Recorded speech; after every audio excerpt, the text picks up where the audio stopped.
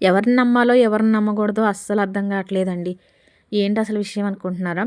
ఇలా వాకిలి ఊడ్చేటప్పుడు నాకు ఒక విషయం గుర్తుకొచ్చిందండి. పోయిన సంవత్సరం మన ఊరు పక్కనే ఒక పెద్దావిడ పొద్దున్నే ఇంటి ఎదర వాకిలి ఊడుద్దామని ఊడుస్తుంటే, రోడ్డు పక్కనే కదా, ఒక అతను బండి వేసుకొని దగ్గరికి వెళ్ళి, పెద్దమ్మ పలానా వాళ్ళు మీకు తెలుసా అని అడిగిండంట.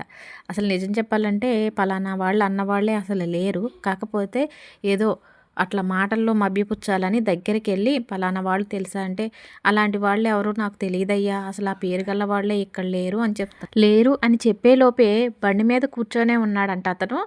మెడలో నాంతాడు లాక్కొని వెళ్ళిపోయిందంట. ఆ తాడు లాగేసరికి ఆ పెద్ద ఆవిడేమో కిందకి పడిపోయింది, తాడేమో ఆయన చేతిలోకి వెళ్ళిపోయిందంట.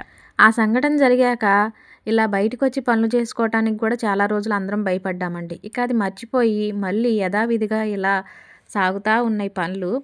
నిన్నగాక మొన్న దారిని పోయే మనిషల్లా ఇంట్లోకి వచ్చి మంచినీళ్ళు అవుతున్నాయని ఇంట్లో వాళ్ళని అడిగితే, మంచినీళ్ళు ఇవ్వబోయేసరికి అట్లే మెడలో చైన్ లాగబోయేసరికి అందరూ కలిసి పట్టుకొని దేహశుద్ధి చేశారంట.